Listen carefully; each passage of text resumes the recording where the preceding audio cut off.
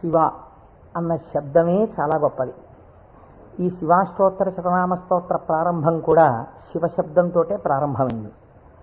ఆ పురాణము కూడా శివ మహాపురాణము అని శివశబ్దంతో ప్రారంభమైంది. శివశబ్దాన్ని అమరకోశం వ్యాఖ్యానం చేసింది. అమరకోశం అంటే మనకి సాధికారికమైనటువంటి గ్రంథము. చిత్రం ఏమిటంటే దాన్ని రచించినటువంటి వారు జైనుడు. అమరసింహుడు అనబడేటటువంటి ఒక జైనుడు ఆయన అమరకోశాన్ని రచించి దానితో పాటుగా అనేక గ్రంథాలని రచించారు.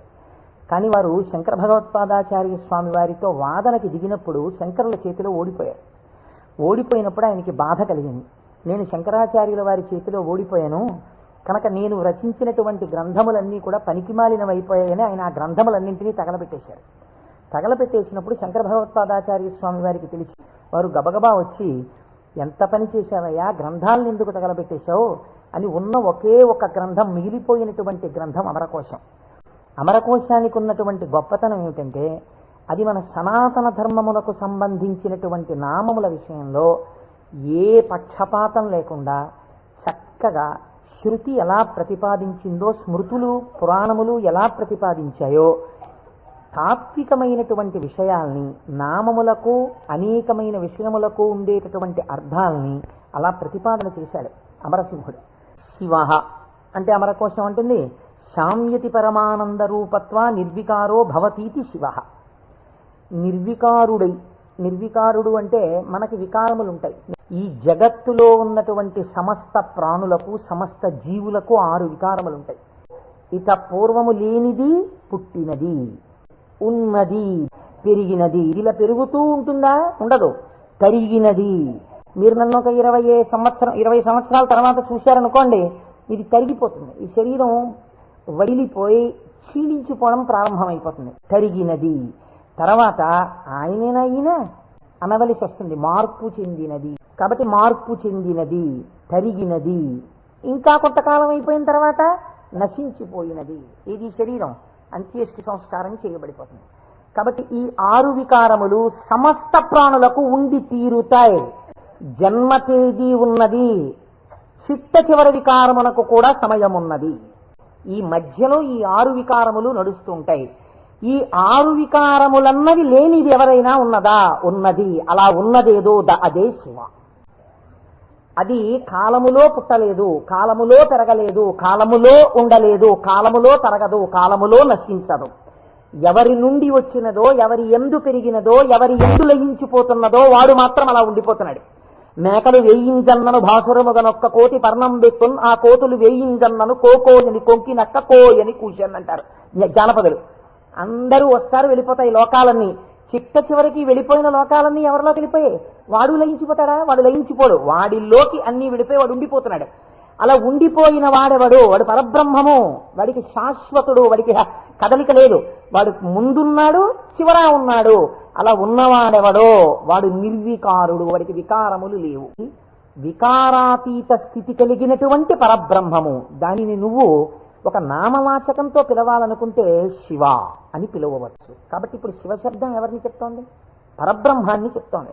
ఇప్పుడు ఆయన ఎలా ఉంటారు అంటే అమరకోశంలో ఎంత అందంగా మాట్లాడాడో చూడండి. అమరసింహుడు పరమానంద రూపత్వ, ఆయన పరమానందమును పొందుతూ ఉంటాడు.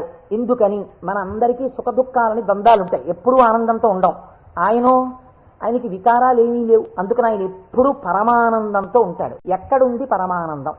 బయట ఉన్న వస్తువుల వల్ల ఆనందం కాదు, లోపలే ఉంది ఆనందం. ఆ ఆనందంతో తన్మయాన్ని పొందుతూ ఉంటాడు. అది నోటితో చెప్పడం కుదరదు. ఇప్పుడు ఎలా చెప్పాలి అంటే పద్మాసనం వేసుకుని చేతులు 2 ఇలా పెట్టుకుని కన్నులు ఇలా అరమోట్పు కన్నులతో ఉండి తనలో తాను రమిస్తూ కనపడుతుంటాడు.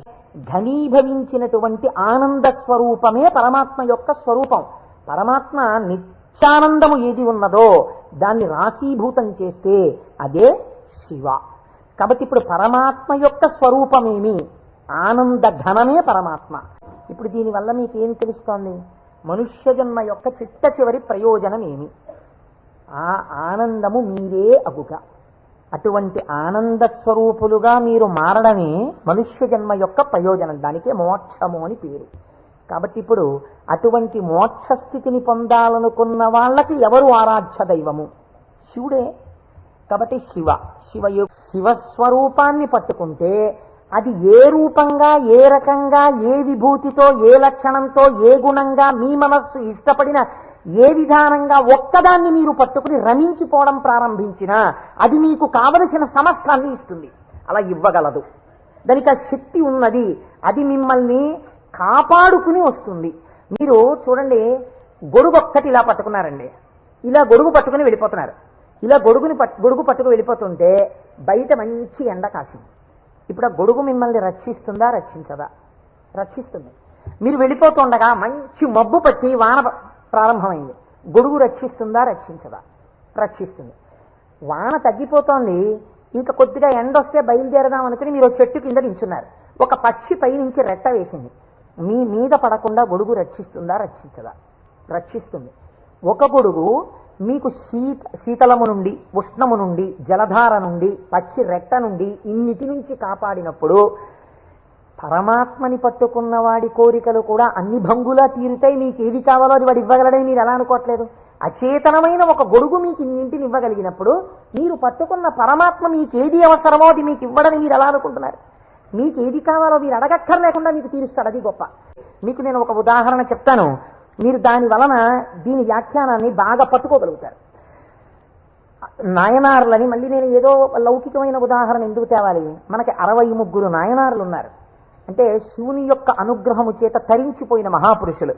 ఆ 63 నాయనారులో గుగ్గుల కలయ నాయనారు అని ఒక ఆయనకి ముందు అసలు గుగ్గుల అన్న పేరు కలపలేదు. కలయ నాయనారు ఆయన పేరు. అమృతఘటేశ్వరుడు ఉన్న క్షేత్రంలో పుట్టారు ఆయన పేరు కలయ. అందుకని ఈయన పేరు కూడా కలయ అని పిలుస్తూ ఉండేవారు. ఈ కలయ నాయనారికి ఒక లక్షణం ఉండేది. ఆయన చేసే పూజ ఏమిటో తెలుసా అండి? ఆయన ఎప్పుడు భగవంతుడి దగ్గర కూర్చొని అనుకునేవాడు, సుగంధిం పుష్టివర్ధనం అంటారు కదా, త్రయంబకం అని పిలుస్తారు కదా, 3 కన్నులు ఉంటాయి కదా, ఆయన వస్తుంటే సువాసనలు వస్తాయి కదా, కాబట్టి శివుడి యొక్క సువాసన అలా ఉంటుంది కదా అని పొంగిపోతూ నేను అలాంటి వాసన పీలుద్దామని ఆయన మహాైశ్వర్యవంతుడు కలయనాయనారు. రోజు ఇంత గుగ్గిలం పట్టుకొచ్చి ఆ గుగ్గిలం వెలిగించి గుగ్గిలం ధూపం వేసేవాడు. ఆ ధూపం అంతా పూజ గదంతా నిండిపోతే అందులో కూర్చుని మార్కండేయుడు ఇలాగే వాసన పీల్చి ఉండి ఉంటాడు.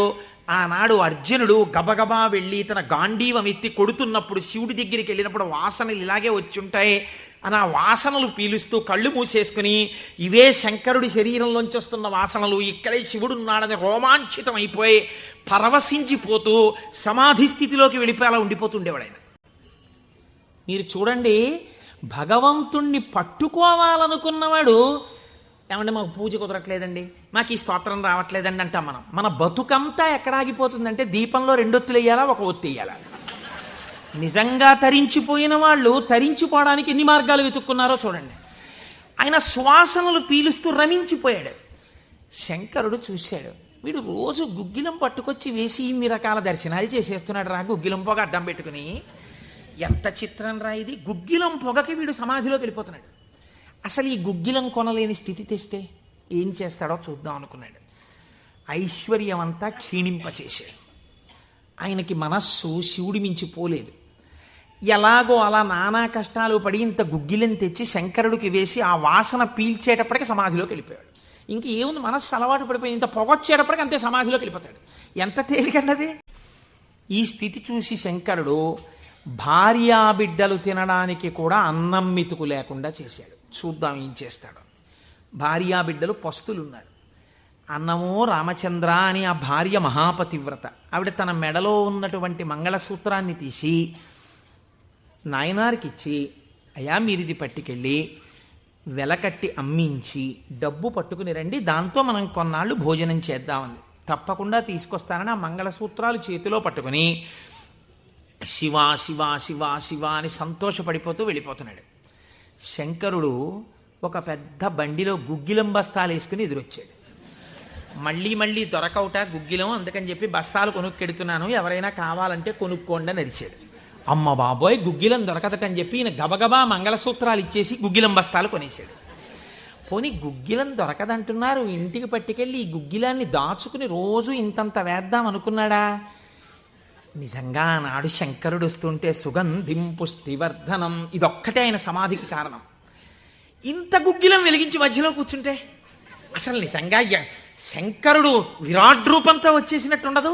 కాబట్టి ఈ గుగ్గిలం అంతా వెలిగించేస్తానన్నాడు. ఇంట్లో వెలిగించేస్తే బాగుండదు, పొగలు వచ్చేస్తాయి.